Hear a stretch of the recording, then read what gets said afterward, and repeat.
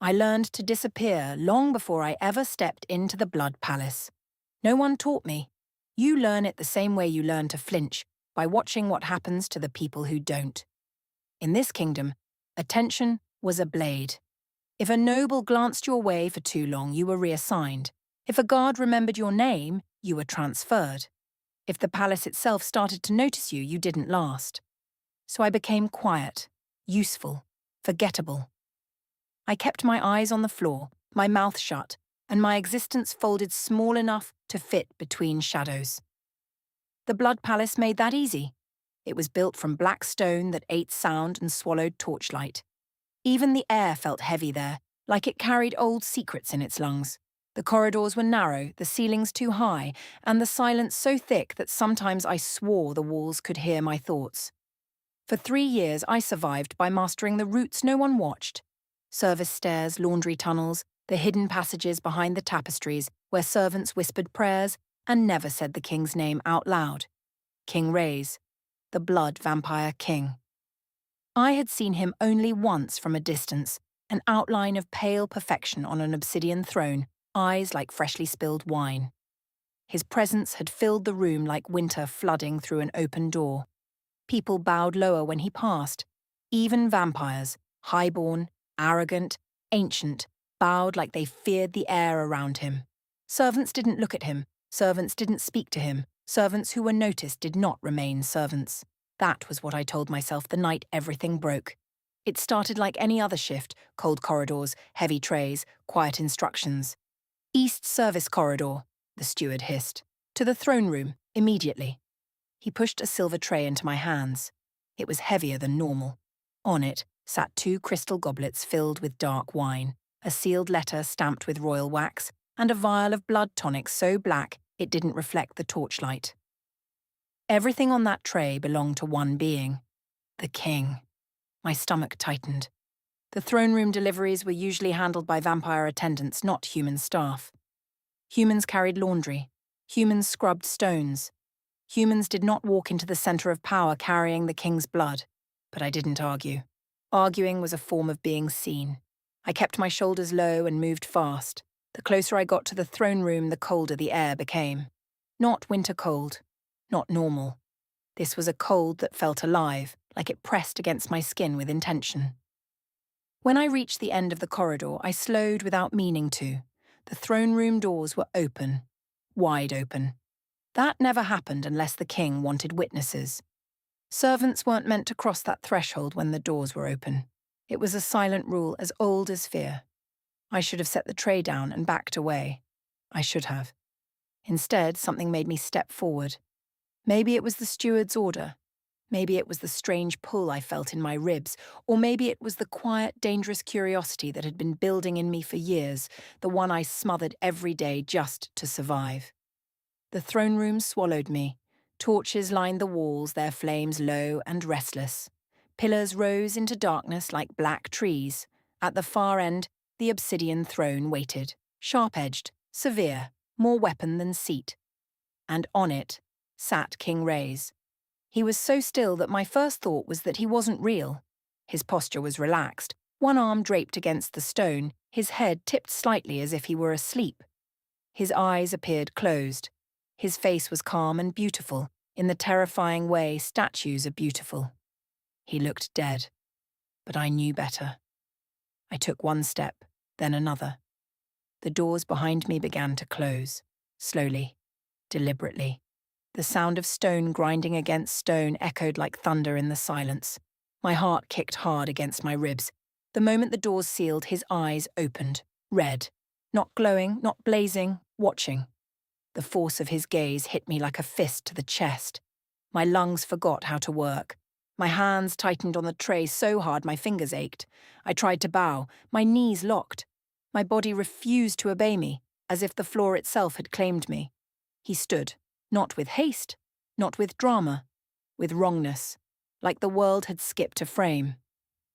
He stepped down from the throne and began walking toward me. Each step made the air heavier. The torches flickered.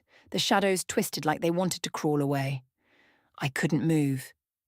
He stopped in front of me, too close, close enough that I could see the faint lines at the corners of his eyes, ancient, subtle, like time had tried to mark him and failed. Close enough that I could smell him, clean iron, cold stone, and something sharper beneath it, blood, but refined into power. Then he leaned forward and inhaled. It was soft, barely a sound, but it tore through me. Something inside my chest snapped into place like an invisible lock turning. Heat surged under my skin, racing along my spine, my vision blurred at the edges. His body froze, not the calm stillness from the throne. This was different, rigid, violent restraint. His jaw clenched so hard I heard his teeth grind. For the first time I saw a crack in the king's control, and it terrified me more than any snarl could have. When he spoke, his voice was rough, broken, stripped of command. "Mate!" The word shattered the room. The tray slipped from my hands, silver rang against stone as crystal goblets shattered. Dark wine spilled like ink. The vial of blood tonic rolled, clinked, and stopped at his boots. I stumbled back, breath tearing from my throat. "No," I whispered, though I didn't know who I was begging. For one heartbeat, he looked shocked. Then rage flashed across his face, followed by fear and something far more dangerous, hunger made sacred. His eyes sharpened, locking on mine. Then he forced control back over his features like a mask slammed into place. "Leave," he commanded. The word cracked through the room like thunder.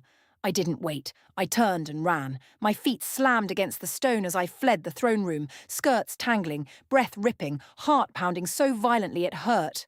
I heard guards shout behind me, "Stop!" "Servant!" I ignored them. No one touched me. No one dared. I tore through the palace's servants' maze, turning corners without thinking, relying on instinct and panic. I ducked down a spiral stair and burst through a garden door into the night.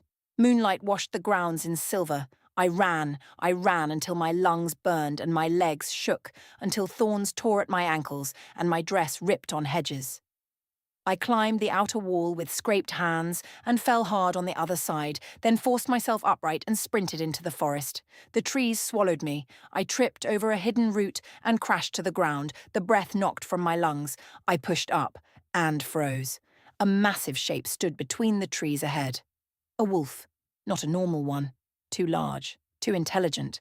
Its fur was dark as midnight soil, and its eyes glowed gold like molten coins. I couldn't scream. My throat locked. The wolf took one step closer, then stopped. Its body went still, head tilting as if listening to something only it could hear. Then I felt it. A bond. It hit my chest like fire, sudden, violent, absolute. A tug so deep it felt like it had always been there, waiting. The wolf lowered its head. Not in attack. In claim.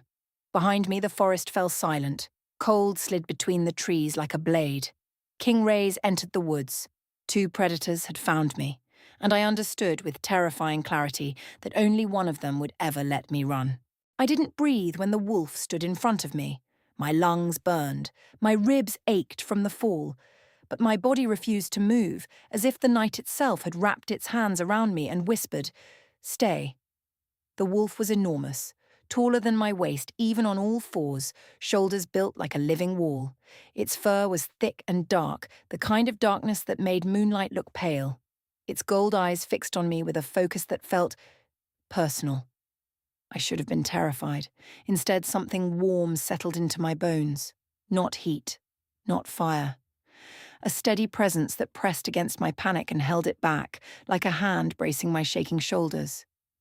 My heart still raced, but the fear softened at the edges. The wolf lowered its head slightly, not threatening, not pleading, acknowledging. And that was when the bond finished locking into place. It wasn't like the vampire's pull, the sharp hook I'd felt in the throne room, cold and demanding. This was different. This was gravity, a deep ancient certainty that didn't command me with words. It simply recognized me. Behind me the forest went quiet, not peaceful, watchful. The silence before violence. I felt him before I heard him. Cold pressure gathered in the air, making my skin prickle. The warmth in my chest tightened into alertness, not fear. Then a voice cut through the dark. "Move away from her." My stomach dropped. King Rays stepped into the clearing between the trees like the shadows were his servants. He didn't look like a man anymore. Not fully. His posture was too still, his movements too precise. His eyes glowed faintly red in the moonlight, and his fangs were visible, no longer hidden behind courtly restraint. The mate bond in my ribs yanked toward him like a chain. Mine, something inside me whispered, an instinct that wasn't mine at all. I swallowed hard and forced my feet to stay planted. The wolf rumbled a low growl, vibrating through the ground. It shifted, placing itself fully in front of me, blocking the king's view without hesitation. That simple act made my throat tighten, because it wasn't hiding me. It was standing with me. The king's gaze flicked to the wolf, his jaw clenched.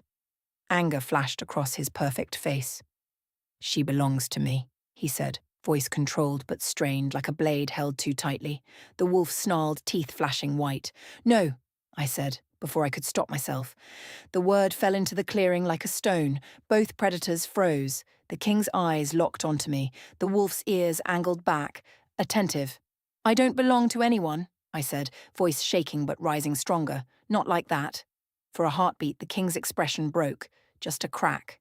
Pain, raw and unguarded. Then the mask snapped back into place. "You don't understand what you are," he said. "What you mean?" "I understand cages," I replied. "I understand being taken." He took one step forward.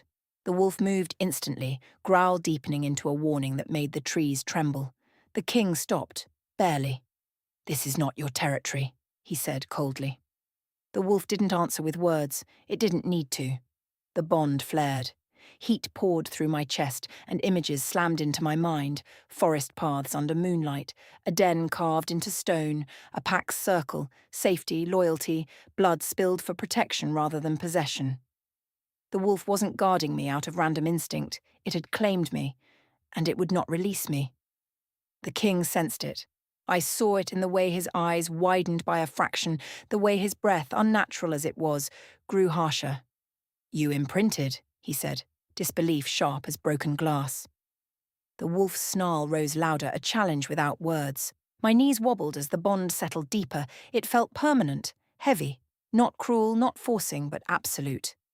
"What does that mean?" I whispered. The king didn't look at me as he answered. "It means the wolf has marked you as his," he said slowly. "That bond is older than my kind, older than law." A chill ran through me. The wolf turned its head slightly, one gold eye meeting mine. No hunger, no demand. Only fierce attention. A promise. I exhaled shakily. I didn't ask for this. The wolf made a low sound, soft, almost reassuring. Neither did he, the king snapped, eyes burning. And yet, here we are. He took another step forward, and for the first time, I felt his control slipping in the air, cold pressure thickening, pushing down on my shoulders like invisible hands. "Come to me," he said, voice dropping into something dangerous. "I can protect you." The laugh that burst out of me was sharp and brittle. "Like you protected me in the palace," I shot back. "By hiding me? By pretending I didn't exist until you said mate?" His face twisted. "That was to keep you alive." "I was already dying," I said quietly, just slowly. Silence fell, heavy and tense. The wolf's body shifted beside me, impatience rippling through the bond. It wanted to move, to take me away, to run. The king felt it too. "If you leave with him," he said, voice low, trembling with rage, held back by sheer will, "you will never be safe. My enemies will hunt you. His enemies will hunt you. You will be a prize." I swallowed hard. "I already am," I whispered. His eyes flickered. Something like shock, then something like guilt. Then the wolf made the decision for both of us. It turned sharply and nudged me with its shoulder, urging me deeper into the forest. The bond pulsed with one clear command: "Run!" I hesitated, one heartbeat, looking back at the king. His eyes were locked on me, burning with something darker than anger. "This isn't over," he said softly. "You can't outrun what you are." I lifted my chin, voice barely more than breath. "Watch me." The wolf, my alpha, though I didn't know his name yet, took off. The world blurred. Branches whipped my face, roots vanished beneath my feet as if the forest itself carried me. The wolf stayed close, guiding me along paths I couldn't see. My body should have failed, but the bond poured strength into my legs and steadied my breathing. Behind us, cold chased like a storm. King rays moved through the night, fast, relentless, furious. And as the forest swallowed our footsteps, one truth settled into my bones. This wasn't a romance. This was a war story. And I had become the spark. Team Vampire King or Team Werewolf Alpha? Who feels safer to you and why? I didn't know how long we ran. Time stopped meaning anything once my feet left the palace paths and the forest swallowed me whole. The wolf moved like the land opened for him, slipping between trees, over roots, through shadows without slowing. He stayed just ahead of me, close enough that I could feel him even when I couldn't see him. My lungs burned, my legs screamed, but the bond kept pushing me forward, pouring strength into places that should have already broken. The forest didn't feel empty anymore. It felt awake. Branches parted. Stones shifted. Shadows moved with us, not against us. I stumbled twice, but each time the wolf slowed just enough for me to catch myself, his presence firm, steady, refusing to leave me behind. He wasn't only running with me, he was leading me somewhere. Behind us, the night tightened. I felt the Vampire King like a cold hand closing around my throat.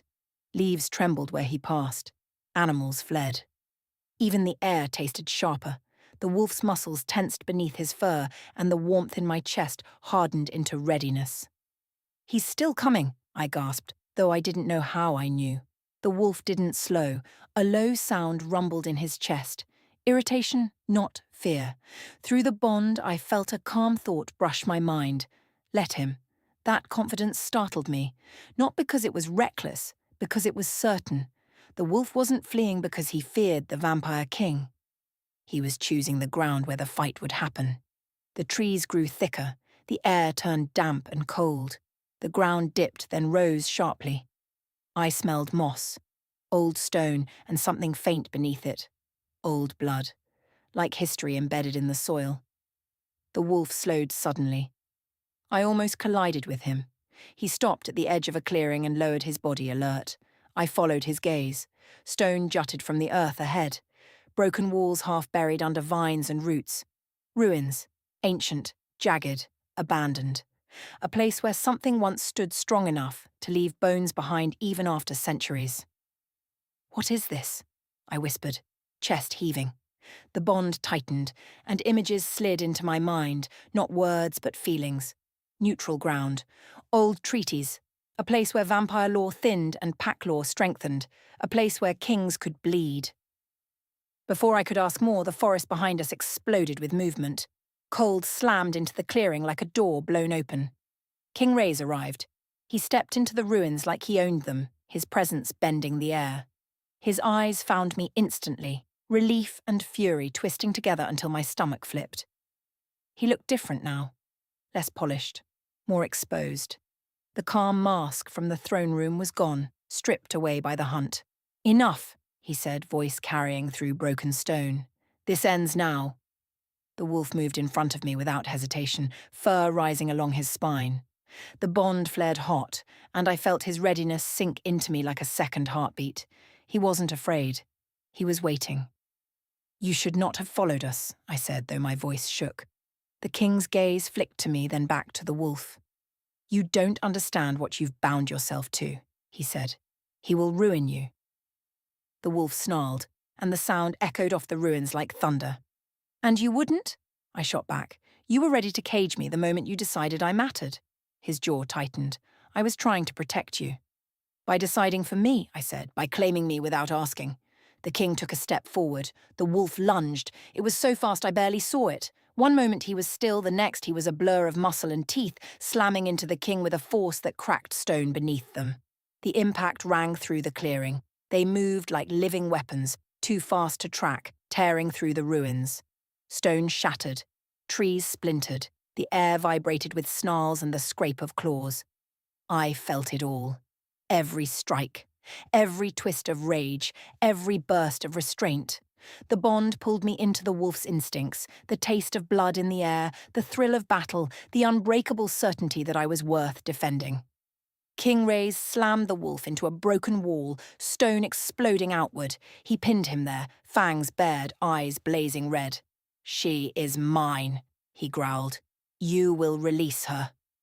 The wolf snapped at him, teeth grazing the king's jaw. Dark blood beaded and slid. The bond flared painfully. I gasped, clutching my chest. "Stop!" I screamed. They froze. The king's head snapped toward me, his eyes widened, not with surprise at my voice, but at my pain. "You felt that," he said slowly. "Yes," I whispered, trembling. "I feel him." The wolf's gold eyes locked on mine. The bond pulsed between us, strong, undeniable, intimate in a way that made my cheeks heat despite the terror. King Ray's released him and stepped back, expression unreadable. "You are bound," he said. "Truly bound." My throat tightened. "I didn't choose it," I said, "but I won't deny it." Silence fell, broken by my breathing and the distant rustle of leaves. The wolf moved to my side, pressing close enough that I could feel the heat of his body against my leg. The contact steadied me. The king looked between us, something dark settling into his gaze. "This changes nothing," he said. "Your kind and mine have never shared." "Then maybe that's the problem," I said quietly. His eyes hardened. "This will mean war." The word landed like iron. The wolf lifted his head and howled. The sound rolled through the forest, deep, commanding, and answers rose in the distance. Not one voice. Many. I felt them through the bond. A pack. They were coming. Shadows moved beyond the clearing, shapes slipping between trees, eyes flashing gold. The king's mouth curved into a thin, cruel smile. "So," he said softly, "you've chosen your side." I swallowed, forcing my fear into something sharper. "I chose myself." The forest answered with sound, and I knew there was no going back. "Should a mate bond overrule free will? Yes or no? Tell me your answer below." The pack didn't arrive like a stampede.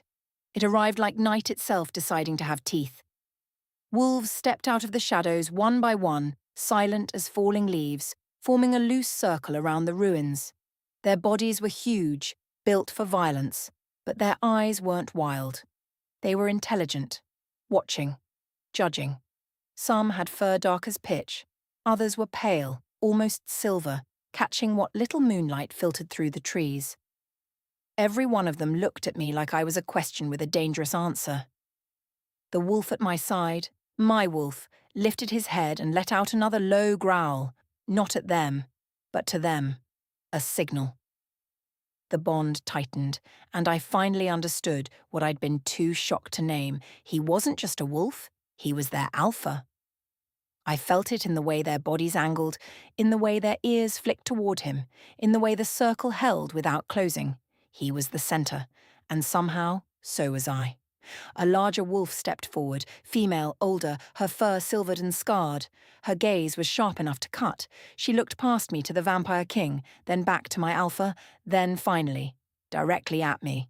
"You carry 2 cents," she said, voice not spoken aloud but pressed into my mind like a thought I couldn't reject. "Blood and moon." My pulse hammered. King Ray's stood tall, unbothered by the ring of werewolves, but I noticed how his shoulders tightened. Even he understood something important. This wasn't his palace. These ruins belonged to older rules. The silver wolf's attention stayed on me. "Human," she said. "Did you come willingly?" The question stunned me. No vampire had ever asked if I was willing. Not the steward, not the guards, not the king. I swallowed, forcing my voice steady. "I ran," I said, "because I was afraid of what being claimed would cost." The silver wolf studied me for a long moment. Then she nodded once, slow and decisive. "Good," she said. "Fear keeps you alive, but truth keeps you free." The king's eyes narrowed. "You speak as if you can grant freedom," he said coldly. "This is my mate." The bond recognized her. The silver wolf's lip curled. "Your bond is blood magic," she replied calmly. "It recognizes hunger, power, possession." The air sharpened. King Ray's eyes flashed. "And yours?" he demanded. "Your bond is animal instinct." The alpha at my side rumbled, and the warmth in my chest surged like a warning. The silver wolf's gaze didn't move. "Our bond is pack law," she said. "Older than your throne. Older than your crown." King Ray's fingers flexed at his sides. His restraint looked strained, like he was holding himself back with chains no one else could see. "How sweet," he said softly. "A pack, pretending it can stand against a king." The temperature dropped. The torches that shouldn't have existed in the ruins flickered to life anyway, tiny flames in cracks of stone responding to vampire power. The air tasted of iron. My alpha stepped forward half a pace, placing himself slightly ahead of me. The bond pulsed with a clear message. "I will not let him take you." The king's gaze snapped to me, and in it I saw something I hadn't expected. Not only rage, not only hunger, desperation. "Come here," he said, voice low, dangerous, intimate. "I can end this before they rip your life apart. Come to me." The mate bond tugged at my ribs. It hurt. Like being hooked from the inside, I grabbed the edge of a broken stone pillar to steady myself and forced my voice out. "I'm not a prize," I said. "Not for your court, not for their pack. I'm not the thing you fight over." A ripple went through the wolves. Surprise, approval, interest. The king's jaw tightened. "You don't understand," he said. "My enemies will hunt you because of that bond. Your blood will call them. You will die." "And if I go with you?" I asked. "Do I live? Or do I disappear?" For a heartbeat, the king's expression cracked again. Then his gaze hardened into something colder. "You will be mine," he said. "You will be safe." The words hit like a cage closing. My alpha growled, deep and furious. The silver wolf's eyes sharpened. "Say it," she told me quietly. "Say what you choose." My throat tightened. My chest burned. Two pulls, two worlds tugging at the same fragile human body. And then a new scent sliced through the clearing. Rot, ash, blood that wasn't fresh, but cursed. King Ray's went still, head tilting like a predator hearing distant prey. The wolves reacted instantly, circle tightening, bodies lowering. "What is that?" I whispered. The king's lips parted, and for the first time I saw real hatred on his face. "Nightborn," he said. "Rogues," the silver wolf snarled. "Moonbreakers." I didn't understand the names, but I understood the fear that followed them. Shadows moved in the trees, too smooth, too fast. Then they stepped into the ruins. Vampires, but not like court vampires. Not polished, not controlled. Their eyes were blacker, their movements twitchier, their mouths stained red. Their scent was wrong. Blood and decay. Rogue vampires. And with them, something else. Men who weren't men. Wolves who weren't wolves. Shapes that shifted as they walked, skin rippling beneath moonlight. Moonbreakers. Werewolves who had broken pack law, hunted alone, killed for pleasure. My stomach dropped. This wasn't going to be a controlled confrontation between a vampire king and a werewolf pack. This was going to be a massacre. The lead rogue vampire smiled, fangs dripping. "Look at this," he purred. "A king in the dirt, and a pack in ruins, fighting over one little human." My alpha's body tensed, and the bond flared. King Ray's eyes turned murderous. "You should not be here," he said, voice like ice over steel. The rogue laughed. "Oh, but we should," he said. "We heard the bond, we smelled the war, and we came to collect." The Moonbreakers shifted behind him, eyes flashing, claws unsheathing. The pack bared teeth. The air exploded with tension. And then, without warning, a Moonbreaker lunged straight at me. My body froze.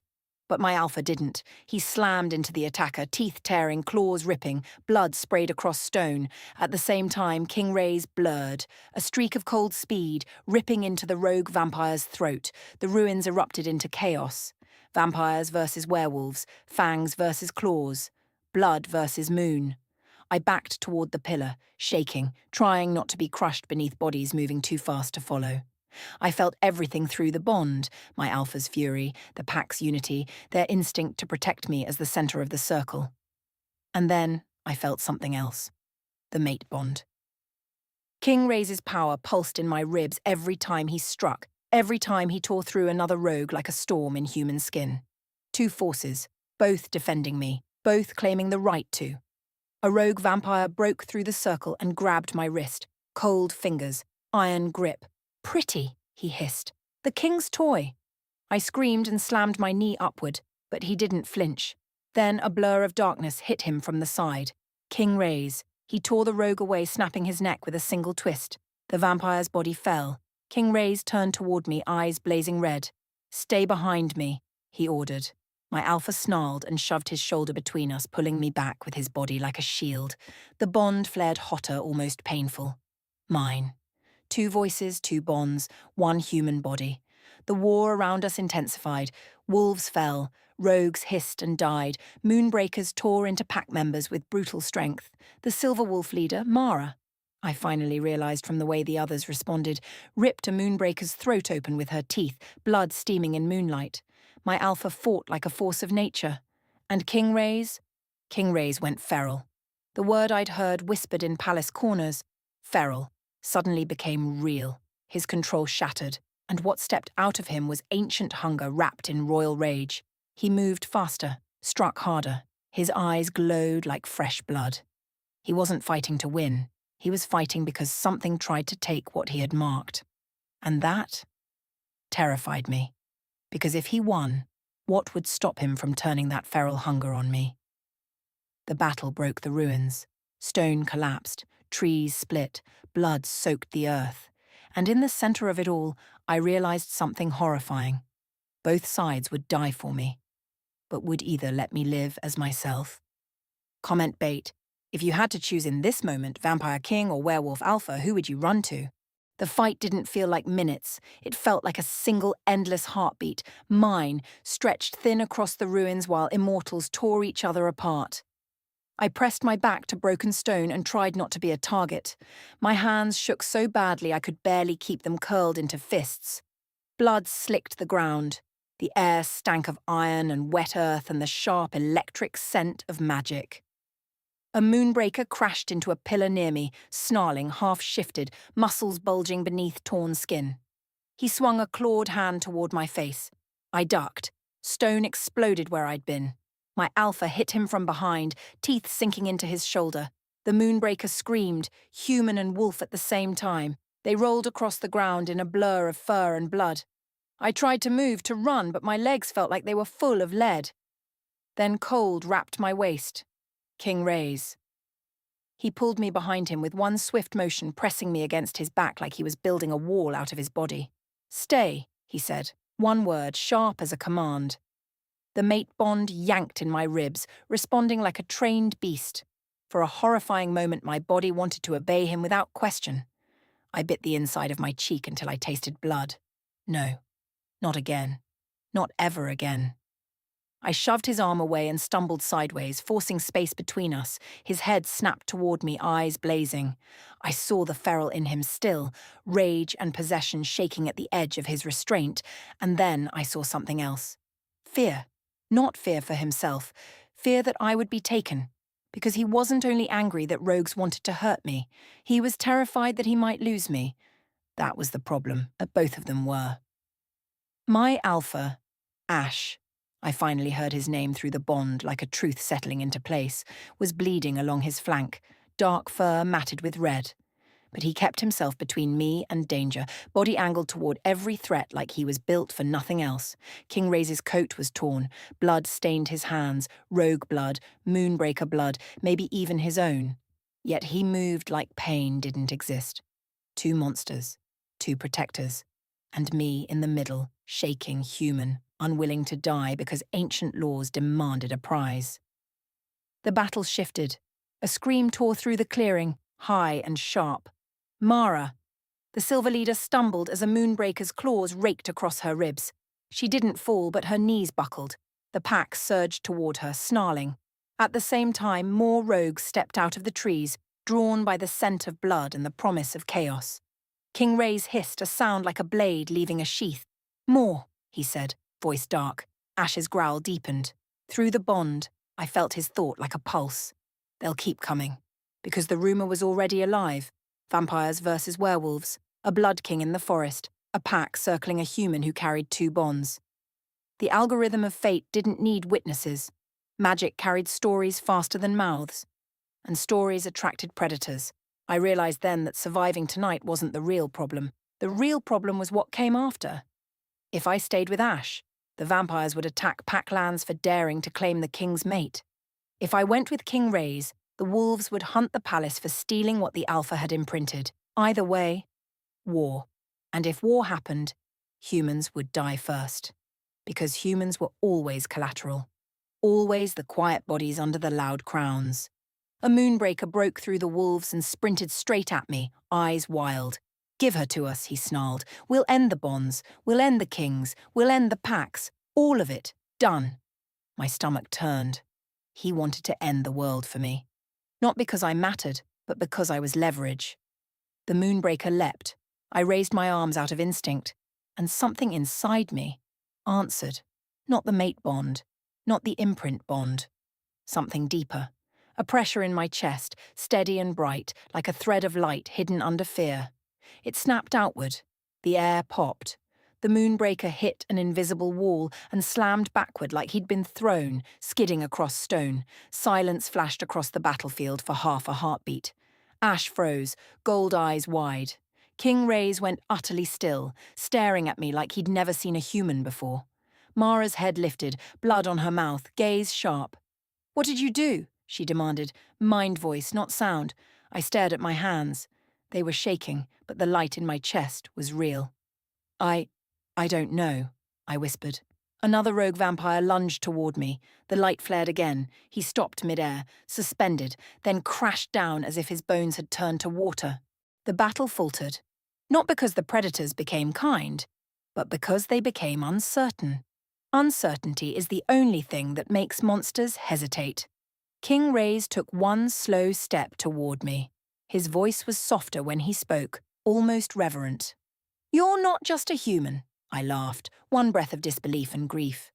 "I am human," I said. "That's the point. That's the entire point." Ash moved to my side, body pressed close, warmth grounding me. The bond hummed, protective, steady, not demanding. Mara limped forward, pack gathering behind her. King Ray's remaining enforcers, court vampires who had followed him into the forest, stepped in from the shadows, weapons drawn, eyes watchful. 2 armies, 2 worlds, and the rogues and moonbreakers still circling at the edges, hungry for an opening. The moon hung over us like a witness. My chest hurt. Not from injury. From knowing what I had to do. I stepped forward into the center of the ruins where blood had soaked the stone. Both bonds tugged at me at once. The mate bond pulled cold and sharp toward the king. The imprint bond pulled warm and deep toward the Alpha. It felt like being ripped in half. I pressed my palm to my sternum and breathed through the pain. "Stop," I said. My voice wasn't loud, but the light inside me carried it. It rolled across the clearing like a command neither vampire nor wolf could ignore. The fighting paused. Even the rogues froze, heads tilting. King Ray's stared at me, jaw clenched. Ash's body trembled with restrained instinct. Mara watched like she was reading something ancient in my face. I forced my words out. "I am not a prize," I said. "I am not a treaty. I am not a spark for your war." The rogue vampire who'd started this mess barked a laugh, blood dripping from his chin. "Then what are you?" he mocked. I met his gaze. "I'm the only one here who still remembers what choice looks like." I lifted my wrist. The place where the mate bond had first hooked into me burned, a phantom pain that made my eyes water. Then I lifted my shoulder where the imprint bond pulsed like a second heart. "I didn't ask for either of these," I said, "but I'm done being dragged by what you want." King Ray's voice cut in, low and dangerous. "You are my mate." Ash's growl answered, possessive in its own way. "Mine." The word wasn't spoken aloud, but it pulsed through the bond. My throat tightened. This was the moment every story wanted, the moment the human chooses the monster. The algorithm loved that, but real life didn't. I shook my head slowly. "I choose neither," I said. The words fell like a blade. King Ray's went deathly still. Ash's body locked, shock rippling through the bond. Mara's eyes widened just a fraction. Around us, rogues hissed and laughed, sensing chaos. "You can't," King Ray's said, voice flat with disbelief. "The mate bond, I can." I cut in. My voice trembled, but it didn't break. "Because I'm not your law," I said. "And I'm not their pack rule. I'm me." The light inside me surged, not violent, not cruel, clear. The bonds flared in response. Cold and heat collided in my chest. Pain speared through my ribs, so sharp I nearly dropped to my knees. Ash took a step toward me, panic flooding through the imprint bond. Rays moved at the same time, reaching for me. And the light snapped outward, stopping both of them mid-motion. Not harming, holding, like the world itself had decided I deserved space. "I'm not doing this to punish you," I said, breath ragged. "I know you think love is possession because your world's taught you that, but I won't carry your war." I looked at Ash. Even in wolf form, I felt his heart through the bond, steady, loyal, terrified. "You protected me," I whispered, "and I will never forget that." Then I looked at King Ray's. His eyes were red fire in a pale face, but beneath them was something lonely and ancient. "You could have killed me," I said softly. "Instead, you told me to leave." His jaw clenched. "Because you are mine," he growled. I shook my head again, tears burning. "No," I said, "because some part of you still remembers what mercy is." The light inside me tightened, like fingers closing around threads. I felt the mate bond and imprint bond at once, like two cords embedded in my soul. And then, with a quiet internal decision that felt like taking my first true breath in years, I pulled. Not in anger. Not in desperation. In choice. The mate bond snapped free first. Cold releasing, pressure easing from my ribs. King Ray's staggered back like I'd struck him, hand flying to his chest as if he'd lost a vital organ. Ash snarled in alarm, stepping toward me, bond flaring. Then the imprint bond loosened, warmth lifting away like embers rising from a fire. Ash froze, eyes wide, breath catching. The connection didn't rip him apart, but it hurt him. I felt it in the way his shoulders dropped, in the way his head lowered as if he'd been forced to accept a truth he didn't want. I nearly collapsed from relief and pain, but I stayed standing, because this was the part no one expected. A human breaking bonds between immortals. The rogues hissed, furious. "No," one snarled. "Those bonds are power." Mara's voice cut through their noise, calm and deadly. "They are choice," she said. King Ray's lifted his head, eyes narrowed, breathing harsh. "You just tore apart ancient magic," he said, voice shaking with restrained violence. "Do you know what you've done?" "Yes," I whispered. I looked around at the wolves, the vampires, the rogues. "I ended the hunt," I said, "for me." The light inside me didn't fade. It steadied, like a small sun behind my ribs. The rogues didn't like that. They surged forward together, hungry, desperate, furious at losing their leverage. Mara snapped a command, and the pack moved like one body, howls ripping through the night. King Ray's enforcers stepped into formation, blades flashing, eyes cold. Vampires and werewolves, enemies by history, turned toward a shared threat. For one moment, war paused, because survival demanded cooperation. I didn't fight like them. I couldn't. But the light in me did. When a rogue vampire leapt at Mara, the air shoved him sideways, slamming him into stone. When a moonbreaker tried to reach King Ray's flank, the ground beneath it bucked, throwing it off balance long enough for a wolf to tear its throat open. I wasn't a weapon. I was a boundary, a refusal the world couldn't ignore. The rogues realized it too late. They were here to start war. Instead, they were crushed between two armies that finally had a reason to align. Blood spilled, claws tore, fangs snapped. And then, slowly, the enemies at the edges began to break and flee. Not because the king spared them, not because the pack allowed mercy, but because the hunt had changed. There was no prize anymore, only consequences. When the last rogue vanished into the trees, the clearing fell into a heavy, shocked silence. Wolves panted, bodies bleeding, eyes bright. Vampires stood rigid, pale hands stained red, gazes locked on me like I was an unnatural problem. Mara limped closer. Ash stayed at my side, but he didn't press into me anymore. He held distance. Hurt and respect tangled together. King Ray's stood opposite, expression unreadable. But his eyes looked empty, like something had been taken from him that he'd never truly earned. I waited for anger, for violence, for them to demand I fix what I'd broken. Instead, Mara spoke first. "You survived 2 claims," she said softly. "That should have killed you." "I'm tired of stories where women survive by being owned," I said, voice raw. Mara's mouth curved, not quite a smile, but close. Good, she said. So am I. King Ray's voice was low, dangerous. What are you? I met his gaze without flinching. A human who stopped running, I said. A human who chooses herself. The king stared at me for a long moment, then, slowly, he inclined his head. Not a bow, not respect. Acknowledgement. You have made an enemy of my court, he said, and a question of my crown. I know, I replied. And you, he said, turning his gaze to Mara, have made enemies of mine. Mara's eyes were calm. Then we are even, she said. The tension between them was still there. History didn't vanish because a night ended, but something had shifted. A new rule had been written in blood and moonlight. Ash finally stepped closer, head lowered. Through the fading echo of the bond, I felt his emotion, pain, loyalty, and something that felt like respect. I reached out and rested my hand on his fur. Thank you, I whispered. He closed his eyes, leaning into my touch for one heartbeat, then pulled away. Not rejection. Release. King Ray's didn't move toward me again. He didn't command. He didn't claim. He only stared, lonely and furious and shaken. Then he turned. His cloak swirled like shadow. Vampires do not forget, he said, voice carrying through the trees. And werewolves do not forgive. Mara's reply was calm. Then let the world remember this night, she said. A human broke your bond. The king paused, looking back. And what will you do now? He asked me. Run again? I lifted my chin. No, I said. I will live. He held my gaze for a long moment.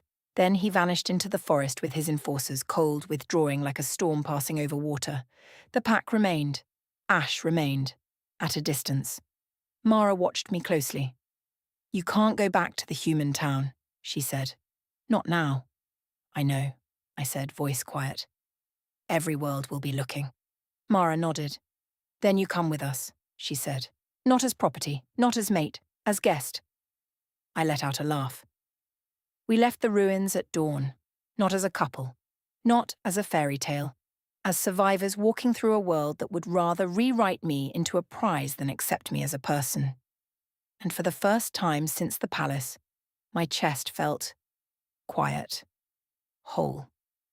Not because I belonged to anyone, but because I finally belonged to myself. Final question for comments. If the Vampire King called you mate, but the Werewolf Alpha imprinted on you, would you break both bonds like I did, or choose one and risk war? Like, comment, and subscribe for the next gem.